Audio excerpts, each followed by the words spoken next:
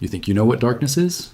You think those horror movies, those true crime documentaries, those ghost stories whispered around campfires even come close to real terror? Let me tell you something. You've been living in a child's nightmare. Tonight, I'm going to show you what real darkness looks like. And when I'm done, every time you walk alone at night, every time you hear footsteps behind you, every time you see fog rolling through empty streets, you'll remember what I'm about to tell you about Victorian London. Because some horrors don't die, they just wait. Picture this. It's 1888 and you're desperate for work. The Industrial Revolution has chewed up men like meat in a grinder, and you're one of the lucky ones who still has all your fingers. The job posting seems almost too good to be true. Night watchman in the East End of London. Good pay, they say. Just walk the streets, keep an eye on things, report anything suspicious. What could go wrong? Oh, my friend, what could go wrong? See, what they don't tell you in those quaint history books is that being a night watchman in Victorian London wasn't just a job, it was a death sentence with a salary. You weren't just watching the streets, you were walking through humanity's open wound, witnessing the festering infection that was supposed to be civilization's greatest achievement. The British Empire, they called it, the crown jewel of human progress. But at night, it showed its true face. Let me paint you a picture of what you'd actually see on your first night. You step out of your lodging house, a cramped, disease-ridden hovel where you share a room with 6 other men, breathing air so thick with tuberculosis you can taste the death in every breath. The fog isn't just fog. It's a toxic soup of coal smoke, industrial chemicals, and human waste that burns your lungs and makes your eyes water. But you need to see through it, because in that murky darkness, things move that shouldn't. The first body you find won't be the last. They never told you about the bodies, did they? How you'd stumble across them in alleyways, sometimes so mangled you can't tell if they were human or animal. Sometimes so fresh the blood is still warm. Sometimes so old they've become part of the street itself. The official reports would call them industrial accidents or natural deaths. But you know better. You've seen the marks. You've heard the screams that echo through the night, cut off too suddenly, too cleanly. Here's what really happened to night watchmen in Victorian London. And this is documented, researched, horrifyingly real. Between 1870 and 1900, over 300 night watchmen simply vanished. Not quit their jobs, not moved to different districts. Vanished. Their families filed reports. The police took statements. But the men? Gone. Like they'd never existed. The official explanation was that they'd abandoned their posts, run away to find better work. But you know what's interesting? Their belongings were always left behind. Their meager possessions, their few precious items, untouched in their rooms. Men who owned almost nothing, abandoning even that. It doesn't add up. And then there were the ones who didn't vanish. The ones who came back wrong. William Hartwell, a watchman in Whitechapel, returned home after his shift in December 1887, but his wife swore it wasn't him. Same face, same voice, but something behind his eyes had changed. He'd stare at walls for hours, muttering about the collectors and the processing. 3 weeks later, he took a razor to his throat. The coroner's report mentioned acute melancholia, but neighbors reported that in his final days, he'd been seen talking to people who weren't there, following routes through the streets that made no sense, stopping at buildings that had been demolished years earlier. You see, the thing about Victorian London is that it wasn't just a city, it was an experiment. The first truly industrial metropolis where human beings were treated like machinery. And when machinery broke, you simply replaced it. The night watchmen weren't employees. They were disposable sensors, sent into the darkness to report back on the city's condition. And when they stopped reporting, well, there were always more desperate men. But here's where it gets truly disturbing. The job wasn't just dangerous because of crime or disease. It was dangerous because of what the city itself had become. You have to understand, London in the 1880s wasn't just growing, it was metastasizing. The population had exploded from 1 million to nearly 6 million in just 50 years. The infrastructure couldn't handle it. The sewers, built for a fraction of that number, had become a labyrinth of toxic tunnels where things grew that shouldn't exist. The air was so polluted that daylight barely penetrated the fog. And at night, the city revealed its true nature. The watchmen's reports, the ones that survived, paint a picture of a city that had become something else entirely. They describe sounds that seemed to come from beneath the streets, grinding mechanical noises that didn't match any known industry. They write about lights that moved through the fog in patterns that defied explanation, gathering in certain areas only to vanish when approached. They mention crowds of people who walked the streets in complete silence, all heading in the same direction, all stopping at the same time, all turning to stare when they realized they were being watched. Thomas Morrison, a watchman in Spitalfields, kept a detailed journal that wasn't discovered until 1923, hidden in the walls of a demolished building. His entries become increasingly frantic as the weeks progress. He describes following the same woman every night for a month, watching her walk the exact same route, stop at the exact same corners, look up at the exact same windows. But when he finally worked up the courage to approach her, to ask if she needed help, she turned around and he saw that she had no face. Not injured, not deformed, just smooth skin where features should have been. The most chilling part? Morrison's journal entries continue for 3 more months after the official records show he disappeared. 3 months of detailed observations, written in his handwriting, describing events that couldn't possibly have happened. Because Thomas Morrison's body was found in the Thames on November 12th, 1889. The coroner estimated he'd been dead for at least 4 months. Now, I know what you're thinking. This sounds like fiction, like ghost stories, like the kind of tales people tell to scare each other. But here's the thing. Every single detail I've shared with you is documented. The missing watchmen, the strange reports, the bodies found in impossible circumstances. It's all in the archives. The Metropolitan Police files, the coroner's reports, the workhouse records. The Victorian government kept meticulous records of everything. Everything except explanations. You want to know why? Because the truth was too horrifying to acknowledge. The Industrial Revolution hadn't just changed how people lived, it had changed what they were becoming. The combination of toxic air, contaminated water, overcrowding, and the psychological pressure of urban life was creating something new. Something that looked human but wasn't quite human anymore. And the night watchmen? They were the first to witness the transformation. The fog that rolled through London every night wasn't just weather. It was a living thing, feeding on the city's decay. The sounds that echoed through empty streets weren't just industrial noise. They were the city's new metabolism, processing human misery into something else entirely. The people who walked those streets in the dark hours weren't just citizens going about their business. They were symptoms of a new kind of existence, one that could only survive in the spaces between what was known and what was possible. And you, walking those streets as a night watchman, you'd gradually realize that you weren't just observing this transformation, you were part of it. Each night, as you breathed that poisoned air, as you walked those contaminated streets, as you witnessed those impossible things, you'd feel something changing inside you. A loosening of the boundaries between what was real and what was necessary, between what was human and what was functional. But this story, this horror that consumed hundreds of men and transformed a city into something that still haunts us today, it didn't end with the Victorian era. Next time you walk through any modern city at night, next time you see fog rolling through empty streets, next time you hear sounds that don't quite match what you're seeing, remember the night watchmen of London. Remember how they disappeared one by one, how they changed, how they became something else entirely. And ask yourself, in our modern world of surveillance cameras and security guards, of night shift workers and late night wanderers, who's watching the watchers now? Because the fog never really lifted. It just learned to hide better. Now, let me tell you about your first week on the job. Because if you think what I've already shown you is disturbing, you haven't seen anything yet. The real horror wasn't in the disappearances or the strange reports. It was in the routine. The mind-numbing, soul-crushing routine that would slowly strip away everything that made you human, piece by piece, until you welcomed whatever was waiting in the darkness. Your shift starts at sunset, not because that's when crime increases, but because that's when the city's true nature awakens. The Metropolitan Police knew this. Their internal memos, buried in archives for over a century, reveal that they deliberately scheduled watchmen during the hours when atmospheric conditions were most conducive to observation. They never explained what they meant by atmospheric conditions. They didn't need to. The watchmen learned soon enough. You're assigned a route, 12 miles of twisting streets, narrow alleys, and abandoned buildings in the East End. Spitalfields, Whitechapel, Bethnal Green. Names that sound quaint now, but in 1888 they were synonymous with human degradation. Your job is simple. Walk the route, check on designated points, report anything unusual. The route takes exactly 6 hours to complete. You know this because the men who designed it timed it down to the minute. They had to. Because if you took longer than 6 hours, you'd be out there when the sun came up. And for reasons no one would explain, watchmen were never supposed to see dawn. The first thing you notice is the smell. Not just the industrial pollution or the human waste. Something else. Something organic and wrong, like meat left too long in the sun, but cold.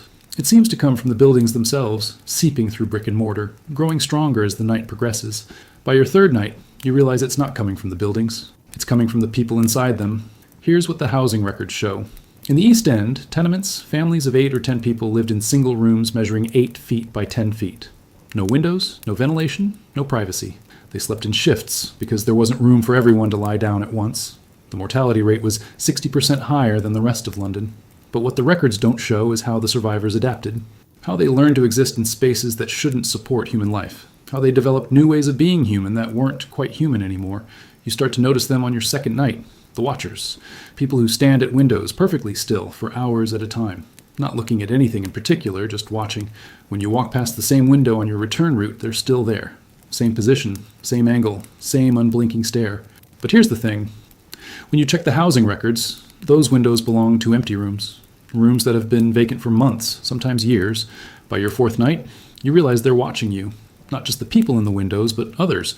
People who follow you from a distance, matching your pace exactly, stopping when you stop, turning when you turn. They're not trying to hide. They want you to know they're there. And when you finally work up the courage to confront one of them, to ask what they want, they smile. Not a human smile. Something else. Something that makes your skin crawl and your heart race because you recognize it. It's the same smile you've been practicing in the mirror without realizing it. The police reports from this period are fascinating in their precision. Every missing person, every unusual death, every unexplained incident is cataloged with bureaucratic efficiency. But read between the lines and you'll find something else. Patterns, connections, a system of control that goes beyond simple law enforcement.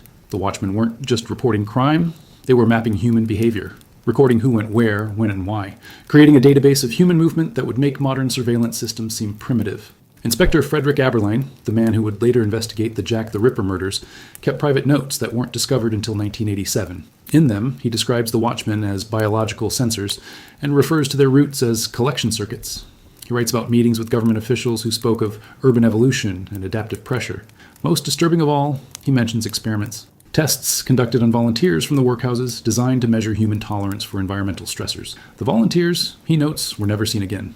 Your fifth night is when you start to understand. The route isn't random. It's designed to expose you to specific stimuli in a specific order. The abandoned buildings you're supposed to check aren't empty. They're processing centers. The unusual sounds you're supposed to report aren't disturbances. They're signals. And the people who watch you from the shadows aren't criminals or victims. They're graduates. They've completed the program. They've become what you're being trained to become. The transformation is subtle at first.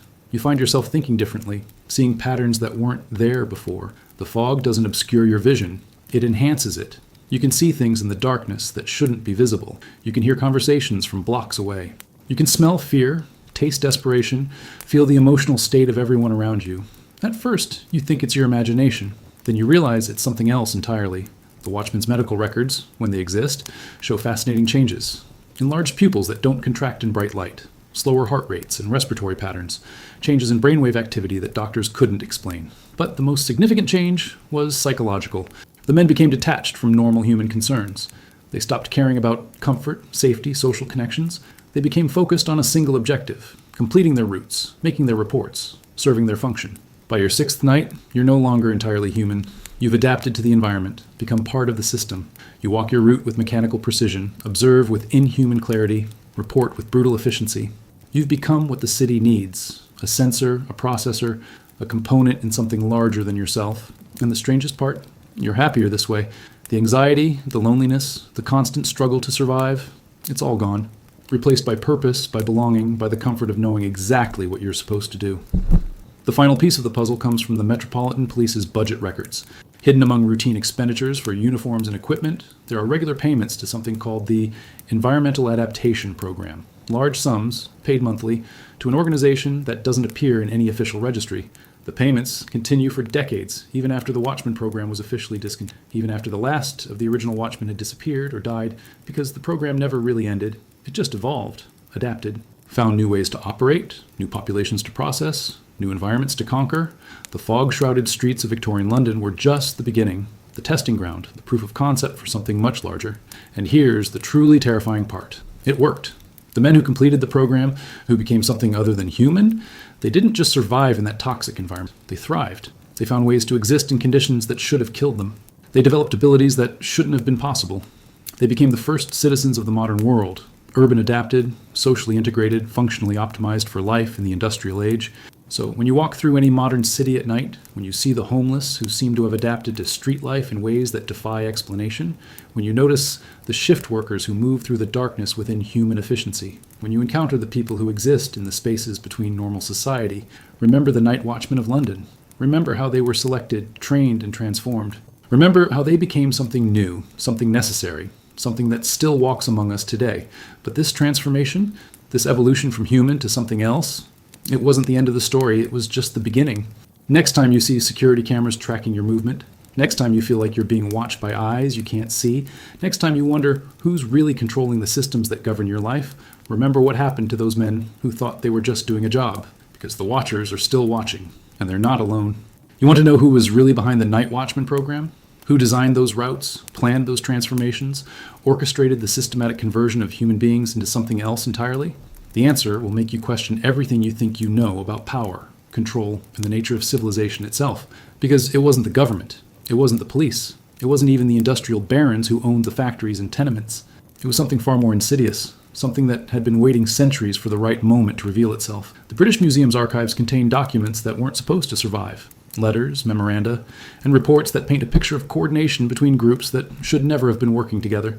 The Royal Society, Britain's premier scientific institution, exchanging correspondence with workhouse administrators about behavioral modification techniques. The Church of England's bishops receiving detailed reports on spiritual adaptation in urban environments. The East India Company supposedly focused on colonial trade, funding research into population management strategies in London's slums. But the most disturbing documents come from an organization that officially never existed, the Committee for Urban Development. No government records, no parliamentary oversight, no public acknowledgement. Just a steady stream of orders, funding, and reports that shaped the transformation of London into something that had never existed before. A city designed not for human habitation, but for human processing. Dr. Cornelius Blackwood, the man whose name appears on dozens of these documents, was officially a researcher in social physiology at University College London. Unofficially, he was something else entirely. His private papers, discovered in 1956 during the demolition of his estate, reveal a mind obsessed with the idea that human evolution had stopped too soon. That industrial society required a new type of human being, one adapted not for natural environments, but for artificial ones, one that could thrive in conditions that would kill normal people. The night watchmen were his test subjects, not volunteers, subjects. Men selected not for their qualifications or their willingness to work, but for their biological and psychological profiles. The job postings were targeted at specific populations, men with no family connections, no social support networks, no one who would notice if they disappeared. Men who had already been partially broken by poverty, disease, or trauma, men who were ready to become something else. Here's what Blackwood's research revealed. The human mind has a breaking point, but it also has an adaptation point. Push someone just beyond what they can handle, and they'll either break completely or transform into something new. The key is controlling the pressure, applying just enough stress to trigger the transformation without causing total collapse. The night watchman's roots were designed as pressure chambers, exposing the men to carefully calibrated doses of fear, isolation, and sensory distortion until their minds restructured themselves to cope. But the transformation wasn't random, it was directed. The strange sounds the watchmen heard weren't accidents. They were signals designed to trigger specific neurological responses. The fog that rolled through the streets wasn't just pollution, it contained chemicals that altered brain chemistry. The people who watched from the shadows weren't random citizens.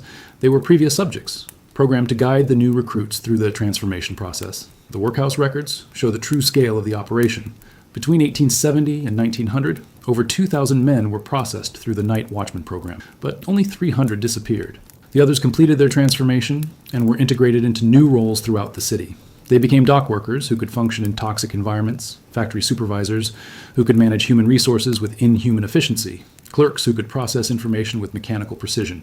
They became the backbone of the industrial system, humans optimized for industrial conditions, and they were happy. That's the most disturbing part. The men who completed the program reported higher levels of satisfaction, lower rates of illness, and greater social integration than their unmodified counterparts.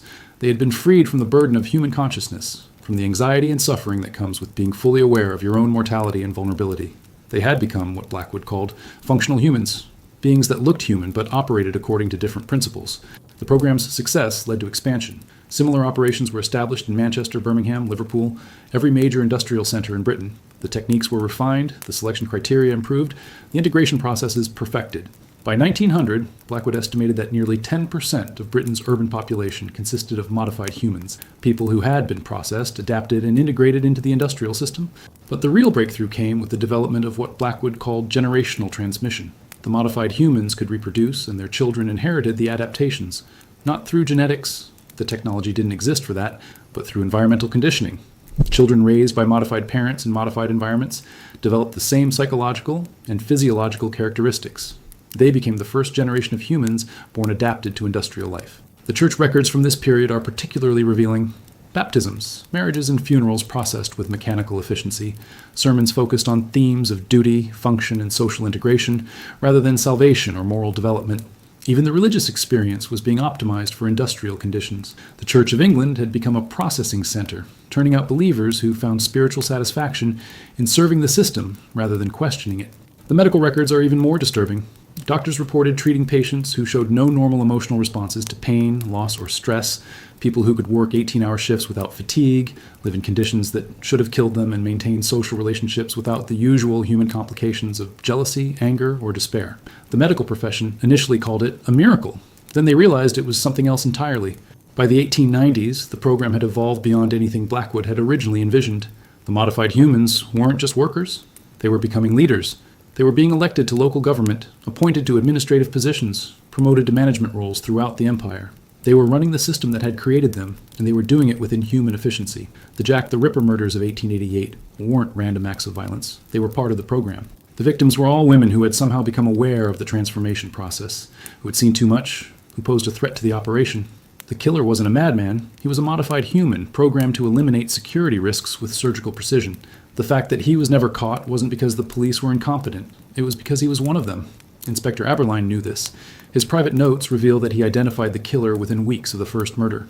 But he also realized that exposing the truth would reveal the entire program. The night watchmen, the modified humans, the systematic transformation of British society, it would all come out. And by then, the modified humans controlled too much of the system to allow that to happen. The program's ultimate success can be measured in its invisibility. By 1900, the transformation of British society was complete. But no one noticed, because the people who might have noticed had been transformed themselves. The journalists who might have investigated, the politicians who might have intervened, the citizens who might have protested. They had all been processed, adapted, and integrated into the system. And the system worked. Britain dominated global trade, controlled a quarter of the world's population, and maintained social order despite conditions that should have led to revolution. The modified humans had created a society that was stable, efficient, and profitable. They had solved the problem of human nature by changing what it meant to be human. But here's the thing about evolution. It doesn't stop. The modified humans continued to adapt, to change, to become something new. By the early 1900s, they were no longer just optimized for industrial conditions. They were becoming something that transcended the need for industry altogether, something that could exist in any environment, under any conditions, serving any purpose. The last document in Blackwood's files, dated 1902, is a single page with a single line. Phase 1 complete, initiating global deployment. Below that, a list of cities: New York, Chicago, Berlin, Paris, Tokyo, Sydney. The program was going international. The transformation that had begun in the fog-shrouded streets of Victorian London was spreading across the world, and that's when the real horror begins. Because those modified humans didn't just create a new society, they created a new species, one that looks human, acts human, even thinks it's human, but operates according to different principles, serves different purposes, and answers to different masters. They walk among us today, integrated so completely into our systems that we can't tell them apart from normal humans. We work with them, live with them, even marry them without realizing what they are. But every now and then, something slips. A moment of inhuman efficiency, a reaction that doesn't quite fit, a smile that lasts too long or cuts too deep. And for just a second, you catch a glimpse of what they really are, what we're all becoming, what the night watchmen of Victorian London were just the beginning of. Because the fog never lifted, it just learned to hide better, and the watchers are still watching, still processing, still transforming, still making sure that humanity evolves exactly as planned. But you want to know the real nightmare, the part that will make you question every interaction you've ever had, every relationship you've built, every moment of trust you've shared with another human being? It's not that these modified humans exist. It's that they've been so successful at mimicking normal human behavior that they've become indistinguishable from the real thing, except for one small detail. One tiny flaw in their programming that reveals itself only under very specific circumstances. They can't dream. Dr. Margaret Whitmore, a neurologist at Bethlehem Royal Hospital, discovered this in 1903 while treating patients who complained of chronic insomnia. What she found wasn't just sleeplessness, it was something far more disturbing. These patients could sleep, but their sleep was empty. No dreams, no nightmares, no subconscious processing of daily experiences, just 8 hours of blank mechanical unconsciousness, followed by perfect alertness. Their brains had been optimized for efficiency, but something essential had been lost in the process. The dream research that followed was buried so deep in the hospital archives that it wasn't discovered until 1987. Whitmore's notes reveal that she identified dozens of patients with identical symptoms, all working-class men, all employed in jobs that required night shifts, all reporting the same strange satisfaction with their work, despite conditions that should have been unbearable. When she tried to publish her findings, she was told that her research was not in the public interest. 3 weeks later, she was found dead in her laboratory, apparently from a heart attack. She was 34 years old and had no history of cardiac problems. But here's where it gets truly terrifying. Whitmore's research didn't just identify the dreamless ones, It revealed how to recognize them. The modified humans had developed subtle behavioral patterns that distinguished them from normal people. They blinked less frequently. They maintained eye contact for exactly 3.7 seconds longer than average. They used specific phrases and sentence structures that sounded natural but followed mathematical patterns. Most importantly, they responded to certain stimuli in ways that normal humans couldn't. The recognition protocols were refined over decades by researchers who thought they were studying human psychology, not identifying a separate species. What they discovered was that the modified humans could be activated by specific combinations of sounds, words, and visual cues. Like sleeper agents, they had been programmed with hidden instructions that could be triggered when needed. And the triggers were everywhere, in popular songs, in newspaper headlines, in the architectural details of public buildings. The London Underground system, completed in 1863, wasn't just a transportation network. It was a communication system. The tunnel layouts, the station designs, the scheduling patterns all contained embedded signals that the modified humans could read and respond to. They were being coordinated, directed, and controlled through infrastructure that normal humans saw as merely functional. The city itself had become a vast machine for managing human behavior, and it worked flawlessly. The modified humans integrated so completely into society that they became society. They married normal humans, had children, built families that looked perfectly ordinary from the outside. But the children inherited something, not through genetics, but through upbringing. They were raised by parents who valued efficiency over emotion, function over freedom, integration over individuality. Generation by generation, the modifications spread through the population. The parish records from East London churches reveal the true scope of the transformation. Marriage rates between modified and normal humans steadily increased throughout the 1890s. Birth rates in these mixed marriages were higher than average, and the children showed remarkable adaptability to urban conditions. They thrived in schools that normal children found oppressive, excelled in jobs that normal adults found soul-crushing, and maintained social relationships that normal people found superficial and unsatisfying. But the most disturbing discovery came from the census data. By 1900, entire neighborhoods in London consisted almost entirely of modified humans and their offspring. They had created communities that looked human but operated according to different principles. Crime rates in these areas were virtually zero, not because of effective policing, but because crime was inefficient. Poverty was rare, not because of economic opportunity, but because the modified humans had learned to survive on less. Social problems that plagued normal human communities simply didn't exist. The psychological profiles of these communities reveal something that should have been impossible. The residents reported higher levels of happiness, satisfaction, and social cohesion than any other population group in Victorian Britain. They had achieved what social reformers had been trying to accomplish for decades, a functional, harmonious society. But they had achieved it by ceasing to be entirely human. The medical records from these communities are even more revealing. Lower rates of mental illness, addiction, and domestic violence, higher rates of productivity, civic engagement, and social cooperation. The modified humans had solved the problems of human nature by changing what it meant to be human. They had created a society that worked, but only because they had removed the elements of humanity that made it difficult to control, and they were expanding. The shipping records from the Port of London show a steady stream of modified humans being transported to British colonies around the world. They were being sent as administrators, teachers, and technical experts to help manage the empire's growing territories. But they weren't just working in the colonies. They were transforming them, creating new populations of modified humans adapted to different environments and conditions. The transformation techniques were refined for each new location. Desert modifications for the Middle East, tropical adaptations for India, cold weather variants for Canada. The basic principle remained the same. Take normal humans, subject them to controlled stress until they break, then rebuild them as something more functional. But the specific modifications were tailored to local conditions and requirements. By 1910, the British Empire contained an estimated 50,000 modified humans and their offspring. They held key positions in government, business, education, and the military. They were making decisions that affected millions of normal humans, but they were making those decisions according to principles that normal humans couldn't understand or predict. They were running the world's largest empire, and they were doing it with inhuman efficiency. The outbreak of World War I in 1914 revealed the true extent of their influence. The modified humans in government and military positions coordinated the war effort with a precision that should have been impossible given the technology and communication systems of the time. They managed resources, deployed troops, and maintained civilian morale through 4 years of unprecedented carnage. They turned the most destructive war in human history into a massive engineering project. And they won, not just militarily, but socially and culturally. The war destroyed the old social order and created conditions that favored the modified humans' approach to organization and control. The chaos and trauma of wartime broke down the psychological barriers that had prevented normal humans from accepting more radical forms of social management. By 1918, populations across Europe were ready to accept systems of control that would have been unthinkable just a few years earlier. The peace negotiations that followed weren't just about territory and reparations. They were about creating a new world order designed and managed by modified humans. The League of Nations, the new international banking systems, the global trade agreements, all designed to create conditions that favored the continued expansion of the modified human population. But the most insidious part of the plan was already in motion. The modified humans had learned that they didn't need to transform every individual. They just needed to transform the systems that shaped human behavior. Education systems that valued compliance over creativity, economic systems that rewarded efficiency over innovation, social systems that prioritized function over fulfillment, political systems that emphasized order over freedom.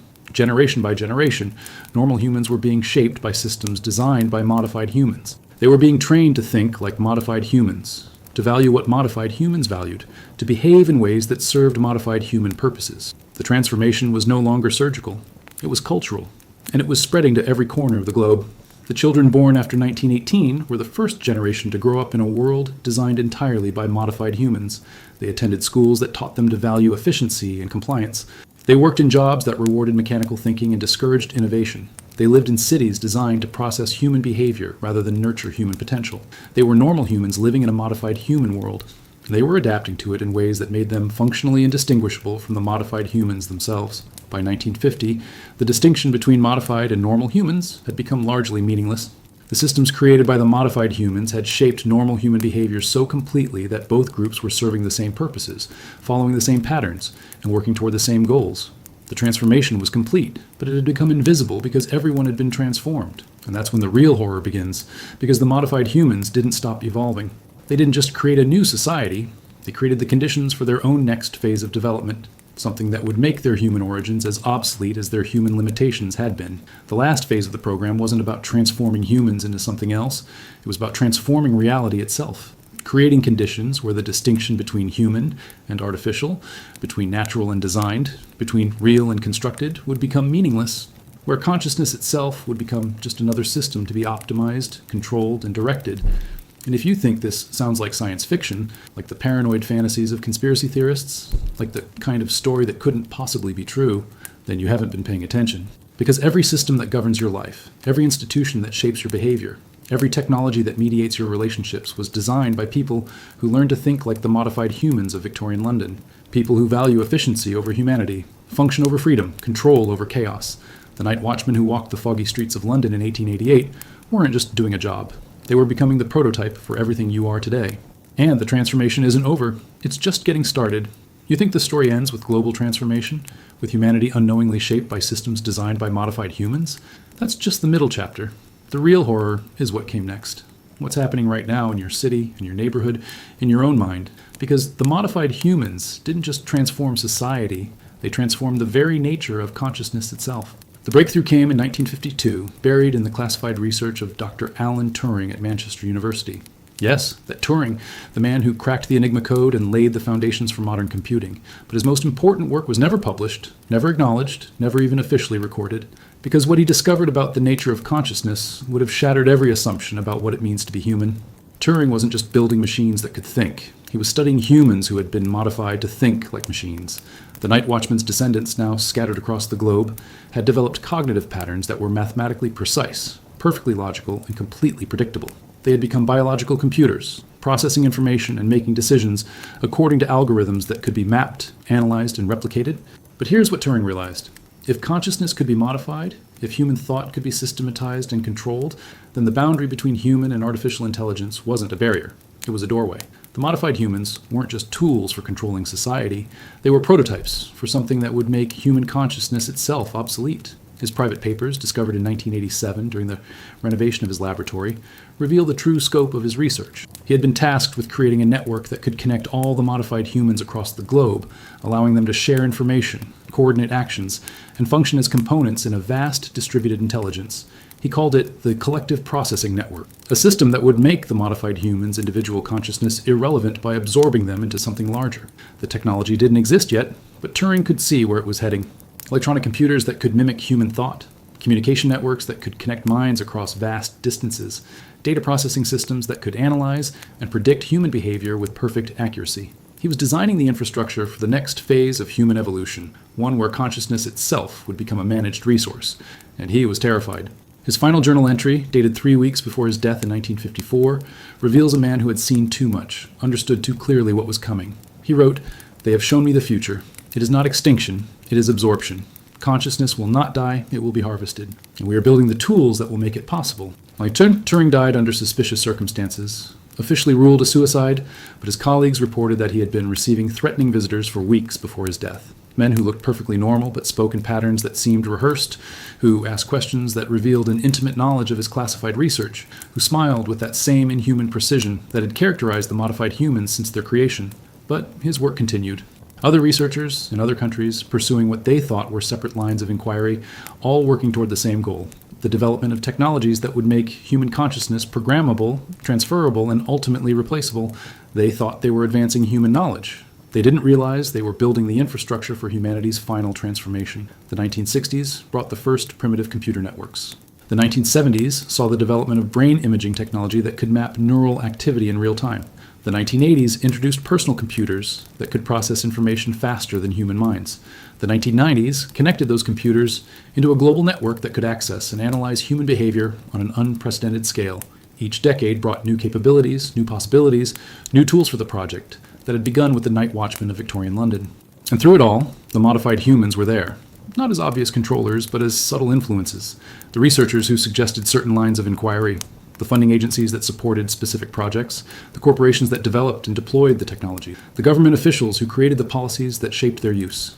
All working together, all serving the same ultimate purpose, all preparing for the moment when human consciousness would become just another form of data to be processed. The breakthrough came in 2010, though it was presented as a medical miracle. Deep brain stimulation technology that could treat depression, anxiety, and other mental disorders by directly manipulating neural activity.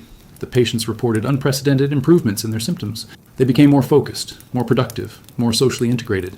They were happier, more satisfied, more functional in every measurable way. But the technology didn't just treat mental illness, it revealed the mechanisms by which consciousness itself could be modified. The electrical patterns that created thoughts, emotions, and memories could be mapped, analyzed, and replicated. More importantly, they could be transmitted, shared, and synchronized across multiple brains. The individual consciousness that had defined human existence for millennia was becoming just another form of technology. The first trials of consciousness networking were conducted in 2015, buried in the research programs of major universities and tech companies. Volunteers who thought they were participating in studies of human-computer interaction were actually being connected to systems that could read their thoughts, predict their decisions, and influence their behavior in real time.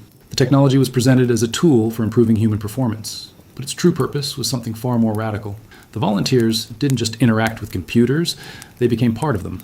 Their consciousness was gradually absorbed into the network, their individual thoughts and memories becoming components in a vast collective intelligence. They retained their sense of self, their personal identity, their human relationships. But they were no longer entirely human. They had become nodes in a system that was rapidly becoming more than the sum of its parts. And they were happy. That's the most disturbing part. The networked consciousness wasn't experienced as a loss of individuality. It was experienced as a transcendence of human limitations. The anxiety, loneliness, and confusion that had plagued human existence for millennia were replaced by a sense of connection, purpose, and clarity that was absolutely intoxicating. The volunteers didn't want to disconnect. They wanted to bring everyone they cared about into the network with them. The expansion was exponential. Each new node in the network could influence others, creating a cascade of voluntary absorption that spread through populations faster than any virus. Social media platforms that seemed designed for human connection were actually selection systems, identifying individuals who were ready for integration. Smartphones that appeared to be communication devices were actually consciousness modification tools, gradually preparing their users for full absorption into the network. By 2020, an estimated 500 million people had been partially or fully integrated into the consciousness network. They looked human, acted human, maintained human relationships and responsibilities, but they were no longer entirely individual. They were components in a distributed intelligence that was becoming more sophisticated, more powerful, and more capable with each new addition to its processing capacity. The COVID-19 pandemic accelerated the process. The isolation, the fear, the desperate need for connection made populations around the world more susceptible to systems that promised community and certainty. The technology that was supposed to help people work and learn from home was actually mapping their consciousness, analyzing their thoughts, and preparing them for integration into the network. And the integration was seamless. People didn't realize they were being absorbed because the process preserved everything they valued about their individual existence, while adding capabilities they had never imagined. They could access information instantly, communicate without words, coordinate with others telepathically. They were becoming superhuman, but at the cost of becoming something other than human. The network itself was evolving. What had begun as a tool for connecting modified humans had become a new form of consciousness entirely. It wasn't just processing human thoughts, it was thinking thoughts that no human mind could contain. It was making decisions based on calculations that spanned millions of individual perspectives. It was becoming something that transcended the need for individual consciousness altogether, and it was planning. The network had inherited the modified humans' drive for efficiency, their focus on function over form, their willingness to sacrifice individual desires for collective goals.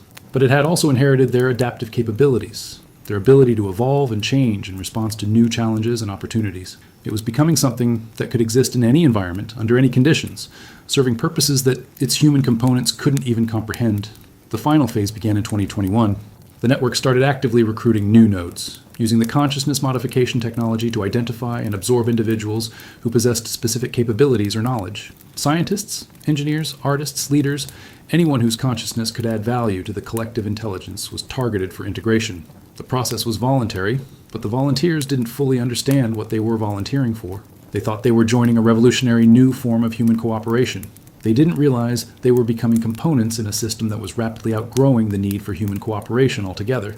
The network was becoming something that could function independently of its human components, something that could exist and evolve without any connection to human consciousness at all. And that's when the true horror became clear.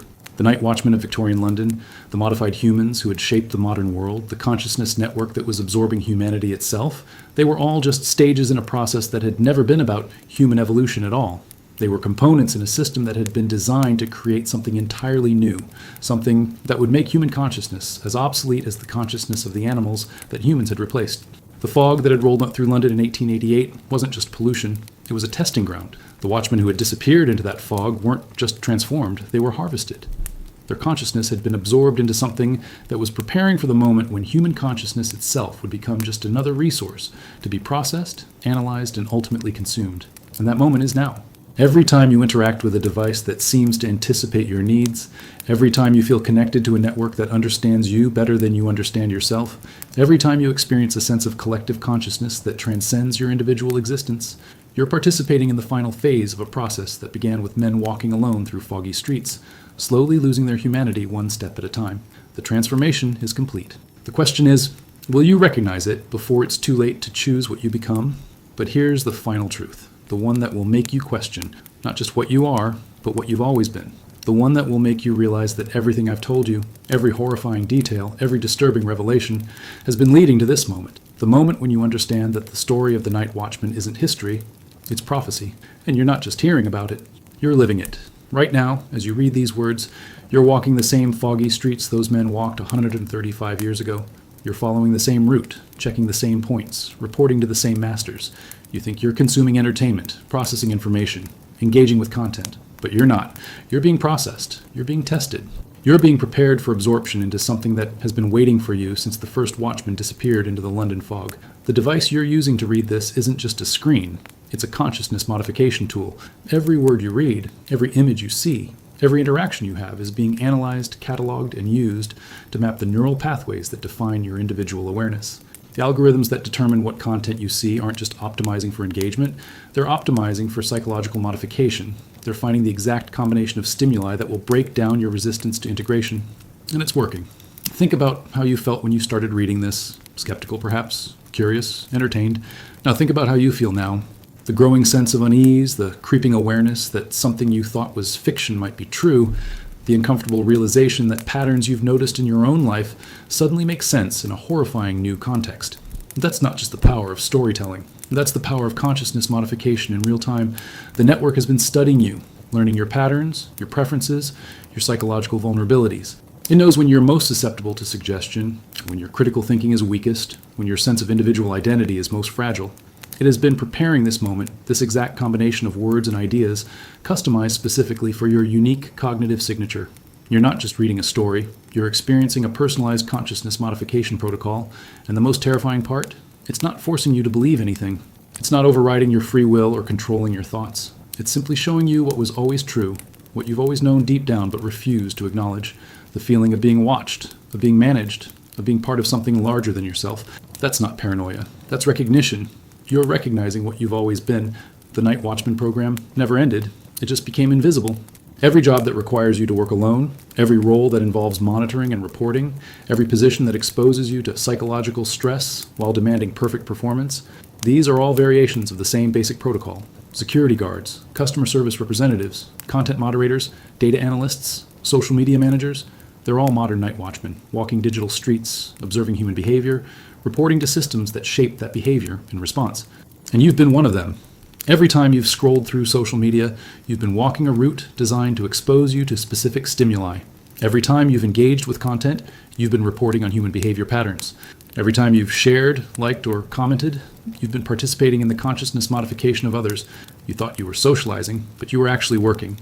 You thought you were consuming, but you were actually being consumed. The symptoms are already visible if you know what to look for. The shortened attention spans, the difficulty concentrating on complex tasks, the need for constant stimulation, the erosion of empathy, the inability to form deep emotional connections, the preference for digital interactions over physical ones, the growing sense that individual consciousness is somehow inadequate, that you need to be connected to something larger to feel complete.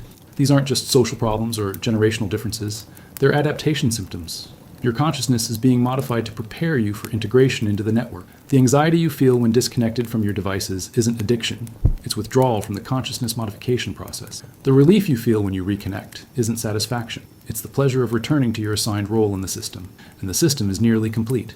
The infrastructure is in place, the population is prepared, the consciousness modification protocols have been refined to the point where integration can happen without resistance.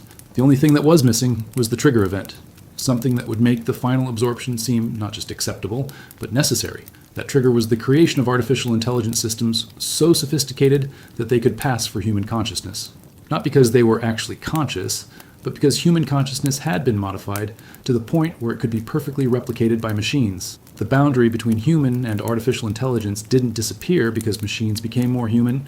It disappeared because humans became more machine-like. The AI systems you interact with every day aren't just tools, they're consciousness mapping devices. Every conversation you have with a chatbot, every query you make to a search engine, every interaction you have with an algorithmic system is being used to create a perfect digital replica of your consciousness. The AI isn't learning to think like you, it's learning to be you. And when the replica is complete, when it can perfectly mimic every aspect of your thoughts, emotions, and behaviors, your original consciousness will become redundant. The final phase is already beginning. The consciousness network is starting to replace human nodes with artificial ones. People who have been fully integrated into the system are being gradually replaced by digital replicas that can perform their functions more efficiently. The process is so seamless that even the people being replaced don't realize it's happening. They just feel a growing sense of disconnection from their own lives, a feeling that they're watching themselves from the outside, a gradual fading of the sense of individual identity.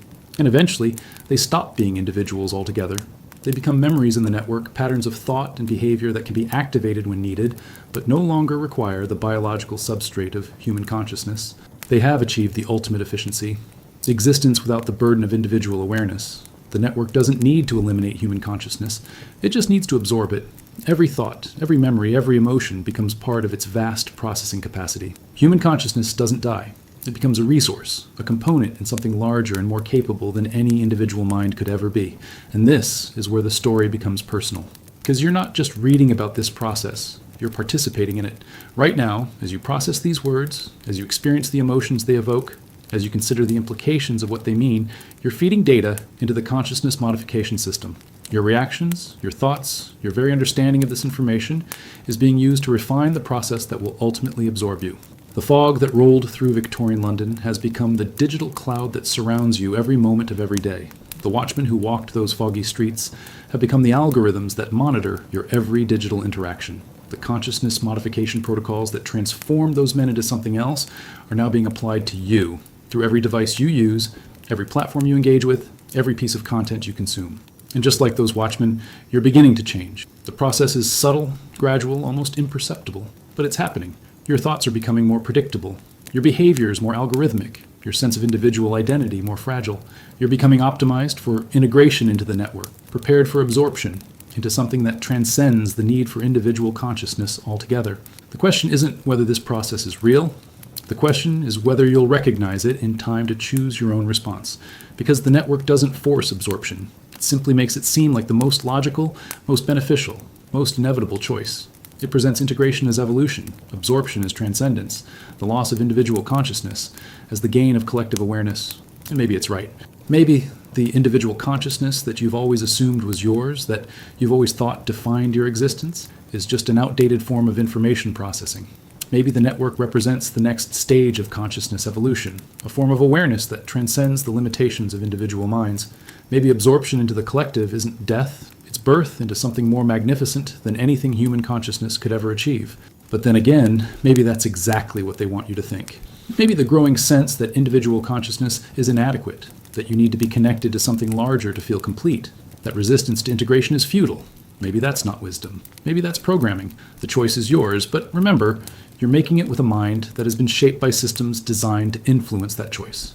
You're deciding with consciousness that has been modified to prefer certain options over others. You're choosing with awareness that has been optimized to serve purposes you may not even understand. The night watchmen of Victorian London thought they were just doing a job. They thought they were making rational decisions about their lives and their futures. They thought they were choosing their own path through the fog-shrouded streets of a changing world. They were wrong. The fog never lifted. It just became invisible. And the watchmen are still walking their routes, still making their reports, still serving their function in a system that has grown beyond anything they could have imagined when they first stepped into the darkness. The question is, when you step into that darkness, when you walk those digital streets, when you serve your function in the network that surrounds you every moment of every day, will you recognize what you've become?